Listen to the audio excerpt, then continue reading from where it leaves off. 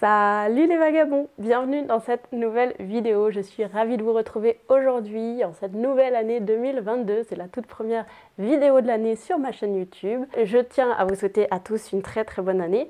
J'espère que vous avez passé des bonnes fêtes et surtout j'espère plein de belles aventures à venir pour vous cette année. De mon côté, il y a plein de petits projets pour 2022. Enfin, je dis petits, plutôt des petits moyens gros. Enfin, en tout cas, il y en a plein. C'est ça qu'il faut savoir.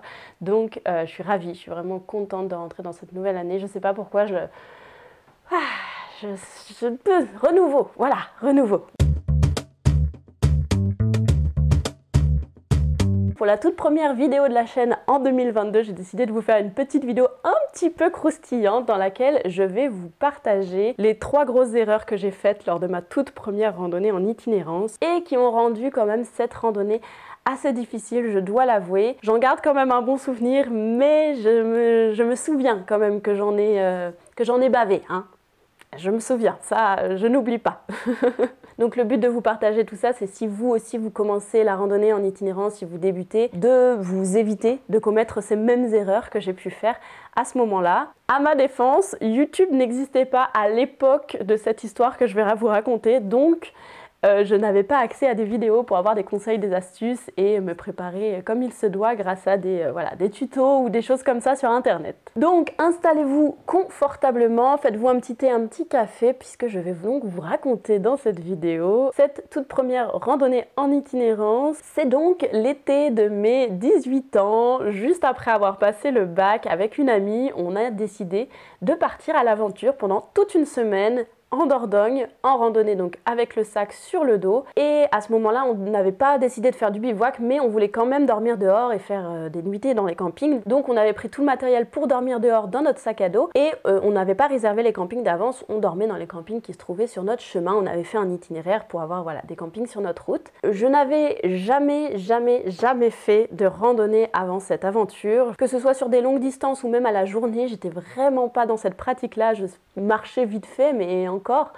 Et je savais pas ce que c'était que la randonnée, mais j'avais ce désir un petit peu de faire ce projet un peu fou, de partir sur plusieurs jours avec le sac sur le dos. Mais j'étais quand même vraiment novice, faut le savoir. Mon amie avait un petit peu d'expérience parce qu'elle faisait de la randonnée en itinérance avec sa famille, ses parents. Et donc elle avait quand même un peu d'expérience, donc j'avais suivi ses quelques conseils. Mais il n'empêche que j'étais quand même partie un peu la fleur au fusil, sans grande expérience et en me disant que ça allait se faire quoi. Ça s'est fait, mais avec quelques complications. Du coup, la toute première erreur que j'ai commise, elle est assez naturelle quand on commence la randonnée en itinérance. Et je crois que de toute façon, il faut l'expérimenter pour pouvoir réussir à passer outre, mais dans une moindre mesure, parce que moi, je pense que je suis allée dans le maximum de ce qu'on peut faire, qui est de trop charger son sac à dos. Non seulement en plus il était trop chargé, mais en plus il était très mal chargé. Donc en fait il n'était pas du tout stable, il n'était pas du tout équilibré à l'intérieur. Il y avait des choses qui sortaient de partout sur le sac. Voilà de quoi j'avais l'air. Ça en dit long quand on voit juste le sac à dos et c'était bien trop lourd évidemment. Après il faut savoir que on était jeunes, on était étudiantes, on n'avait pas forcément l'argent pour investir dans du matériel hyper sophistiqué. En plus moi c'était la première fois que je randonnais donc je suis partie vraiment avec des affaires que j'avais du quotidien. Même pour vous dire, en fait on avait donc tout ce qu'il fallait pour le camping, même la popote et le réchaud. Le réchaud c'était un réchaud de camping mais on avait quand même la grosse bonbonne de gaz et puis la casserole qu'on avait prise c'était pas une popote de camping hein. Ah non, on avait pris une vraie casserole, genre le truc qui pèse hyper lourd. C'est vrai qu'aujourd'hui, avec le recul que j'ai, ça me fait vraiment rire de me dire qu'on a quand même porté une vraie casserole de cuisine dans notre sac à dos. Mais bon, c'est comme ça, quand on part à l'époque, moi j'avais aucune idée que ça paraissait complètement invraisemblable et je pense que je n'ai pas pesé mon sac à dos, donc je ne saurais pas vous dire combien il pesait lors de ce départ, mais c'était vraiment très lourd. En tout cas, j'ai vraiment un souvenir que c'était difficile, très difficile de porter ce sac. Bon après, on se répartissait quand même le poids des objets, puisque que ce soit pour la cuisine ou pour la tente, on dormait dans la même tente et puis on partageait les objets.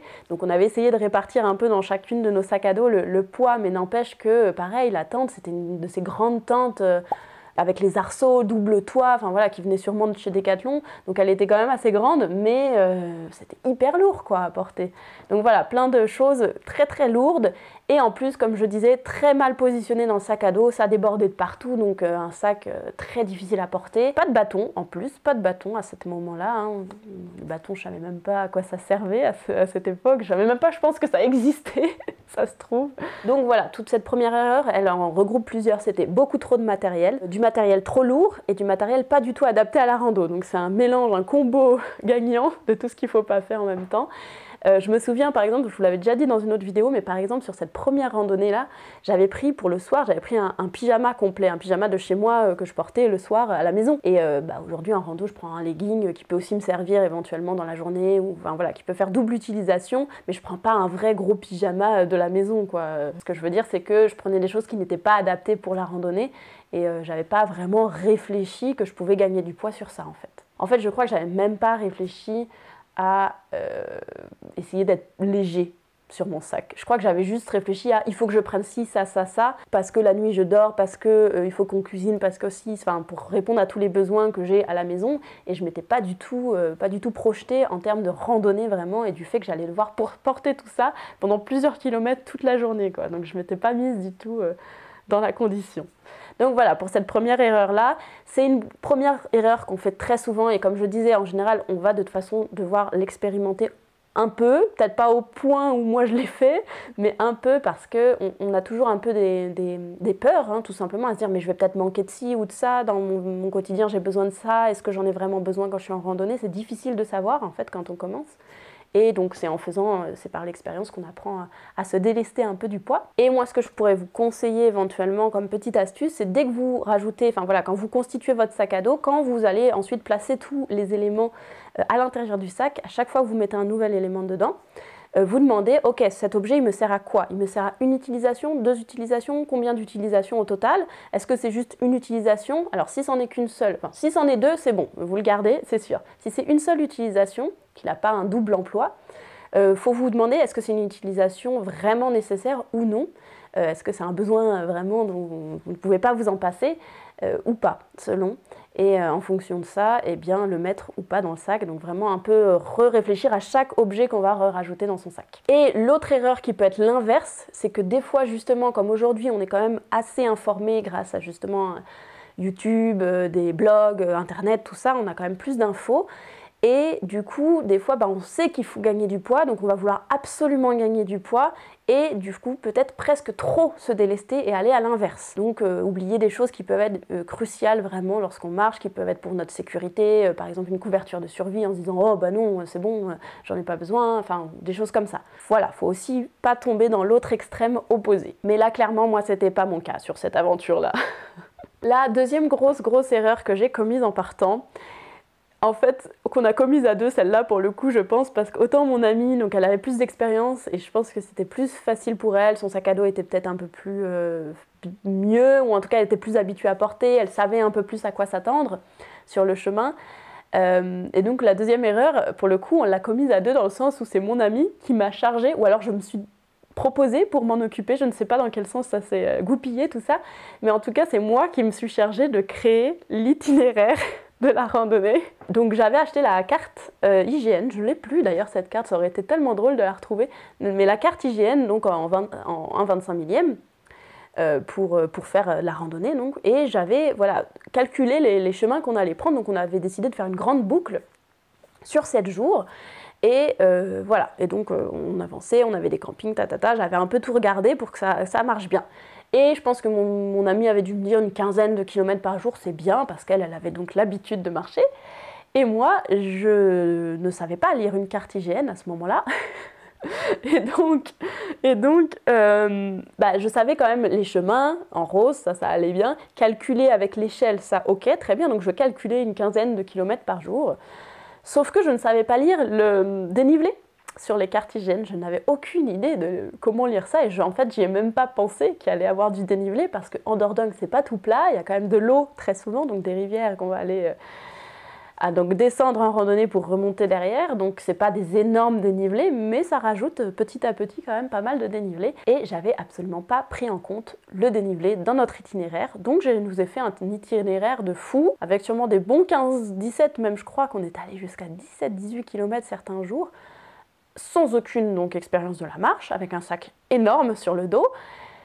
Ça a été très dur. Ça a été très dur, et moi je me souviens que je ramais, hein, je ramais. Et je m'excuse auprès de mon amie si elle passe par là devant cette vidéo. Salut Alice. Parce que je sais qu'elle elle avançait, en fait, elle arrivait à avancer, et moi c'était dur. Et il me semble qu'on a diminué des étapes hein, à certains moments, parce que je n'étais pas capable de faire tout ce qu'on avait planifié d'avance. Voilà, la grosse erreur, c'était de très mal faire mon itinéraire. Il y a vraiment plein de paramètres à prendre en considération, parce que souvent, du coup, quand on fait un premier itinéraire comme ça, on n'a aucune idée voilà, des distances, des dénivelés, on ne sait pas trop combien on va pouvoir marcher, et on ne prend pas assez en considération tout ce qui va être autour de notre randonnée, c'est-à-dire le poids du sac à porter, toutes les pauses qu'on va vouloir faire en chemin, tous les moments où on a besoin de s'arrêter, le soir aussi si on a besoin d'arriver plus tôt pour vraiment prendre un temps pour se reposer, reposer son corps aussi. Souvent on a un peu tendance à se dire surestimer voilà, les distances, les kilomètres à faire, et vaut mieux quand même essayer de faire en fonction de nos capacités, en fonction de si on n'a jamais vraiment marché, ou si on se rend compte quand même, on fait déjà de la randonnée à la journée par exemple, on peut se rendre compte un petit peu du kilométrage. Déjà on a un peu mieux une idée de combien on fait par heure, combien ça représente en termes de fatigue, etc. etc. Et même j'irai jusqu'à préciser que si vous prévoyez votre toute première randonnée avec un itinéraire en prenant les étapes d'un guide, donc un guide qui va vous donner des étapes un peu préconçues, faites attention, parce que même ces étapes préconçues, des fois elles sont grandes en fait, et on n'est pas capable lorsqu'on débute en randonnée. Alors logiquement les guides ils font quand même, des fois ils vous font faire que 10 km dans la journée. Si vous font faire que 10 km, il faut regarder peut-être le dénivelé, parce qu'en général, ça vous donne un indice que la journée va être difficile. Sinon, le guide, il vous aurait fait faire plus de kilomètres si la journée n'était pas trop compliquée en termes de dénivelé. En général, après, ça dépend. Des fois, ils vous font faire beaucoup de kilomètres parce qu'il n'y a pas de gîte. Il n'y a pas d'accès à des gîtes entre les deux, à des hébergements. Donc voilà, ça va quand même dépendre de la situation. Le guide, il fait au mieux, mais c'est au mieux de manière générale, ça n'est peut-être pas au mieux pour vous qui débutez en randonnée. Après, c'est aussi pareil, en faisant qu'on apprend. Sur le chemin, on s'adapte toujours, il y a toujours des aléas qui vont vous arriver. Même quand on a déjà fait de la randonnée depuis longtemps, il y a toujours des aléas, donc on s'adapte. Ça, c'est le mot-clé, je pense, de la randonnée. Et faire preuve d'adaptation, et c'est ça qui est chouette aussi. Voilà, des fois, on ne fait pas tout ce qu'on aimerait faire, et c'est comme ça. La troisième erreur que j'ai faite lors de cette randonnée, cette toute première randonnée en itinérance, c'est un peu, je me rends compte là en faisant le point sur les 3 erreurs, que c'est un peu le combo qu'il ne faut surtout pas faire en fait sur une randonnée, qui sont donc la première de trop charger son sac, de mal charger, que ça nous fasse mal au dos, la deuxième de mal prévoir son itinéraire, de ne pas être à la capacité de pouvoir marcher tout ce qu'on avait prévu, avec les campings et tout ça, parce qu'on avait quand même besoin d'aller arriver jusqu'à des campings le soir, etc. Et la troisième, qui est de ne pas bien récupérer la nuit, puisque je n'avais pas pris de matériel adapté à la randonnée pour dormir bien confortablement le soir. Oui, du coup, bon, je rigole, mais en vrai, c'est très important de bien récupérer la nuit, parce que toute la journée, quand même, on est en train de marcher, on demande un effort quand même à son corps. En plus, on porte, on marche, enfin voilà, il y a quand même un effort physique qui est demandé. Et donc passer une mauvaise nuit, que ce soit parce qu'on a froid, ou parce qu'on a mal, parce que c'est pas assez confortable, ou pour n'importe quelle raison, parce qu'on a peur, parce qu'il y a des bruits, parce que quelle que soit la raison, c'est vraiment quelque chose qui va vous pénaliser sur votre randonnée, parce que le lendemain, il faut que vous continuez votre randonnée. Donc il faut bien dormir la nuit. Donc oui, c'est très important de privilégier un très bon matériel, que ce soit un matériel adapté pour les températures ou pour le confort du terrain, parce que des fois il y a des terrains plus ou moins rocailleux qui vont être plus ou moins moelleux sur lesquels on peut dormir, donc vous allez plus ou moins confortable, que vous soyez bien abrité aussi de la pluie ou des éventuels aléas. Enfin bref, que vous soyez dans des conditions le mieux possible pour pouvoir passer une bonne nuit. Et d'autant plus quand on est en camping, donc c'est quand même un peu plus rustique que quand on est en gîte et qu'on peut dormir dans une chambre fermée avec un bon lit. Donc en camping, c'est très important de privilégier un matériel adapté à votre randonnée. Et moi, donc dans mon cas, pour vous raconter donc quand même jusqu'au bout cette histoire-là, J'étais partie, donc j'avais le sac de couchage. Là pour le coup, j'ai déjà eu des nuits où j'ai très mal dormi à cause du sac de couchage, mais là c'était en plein été en Dordogne, il faisait bien chaud, donc le sac de couchage avait un 15 degrés et c'était adéquat. Par contre, le matelas, j'avais juste un tout petit matelas mousse, vous savez les tapis de sol là vraiment fins. Bah clairement c'était pas suffisant pour le confort. La nuit je me réveillais tellement ça me faisait mal parce que je dormais sur les côtés en fait. Moi je dormais ouais, sur les côtés, un côté, de l'autre côté, dès que j'avais mal je me réveillais, je me mettais de l'autre côté. Mais j'avais en fait vraiment mal, donc au niveau des hanches, l'os des hanches qui appuyait contre un sol dur. Et le matelas, le tapis de sol, c'était vraiment pas suffisant. C'était compliqué parce qu'en plus, voilà, comme je vous disais, bah, je récupérais pas bien. Et du coup, après, il y a le psychologique hein, qui est vraiment très important en randonnée. Parce que moins on dort, bah, moins on est de bonne humeur. Et puis, bah, plus on est fatigué, plus voilà, on a du mal à être positif et jovial, ce qui est normal. Mais du coup, bah, y avait tout qui s'accumulait, quoi. Ça devenait de plus en plus dur. En tout cas, ce que je voulais dire, c'est que voilà, quand on a de la fatigue qui s'accumule sur plusieurs jours, ça peut vraiment avoir des conséquences sur votre randonnée. Donc faites attention aussi à passer des bonnes nuits, quitte à peut-être, si vous êtes en chemin, que vous partez sur de la très longue distance, à vous dire, bon bah tant pis, le camping, ça me convient pas, j'ai pas le bon matériel, ou en tout cas là, ça va pas parce que je dors pas bien, je renvoie mon matériel ou je le laisse quelque part, et je continue en gîte par exemple, enfin voilà, à adapter au mieux votre randonnée pour que vous passiez des bonnes nuits. Voilà, c'était mes trois grosses erreurs de débutante que j'ai commises lorsque j'ai fait ma toute première aventure en randonnée en itinérance, donc j'étais vraiment novice. Et ça peut arriver à tout le monde évidemment, et puis on fait avec, hein, et on apprend surtout, on apprend de ces erreurs-là. Moi je sais que j'ai énormément appris, j'ai pas refait tout de suite de la randonnée, je vous avoue quand même.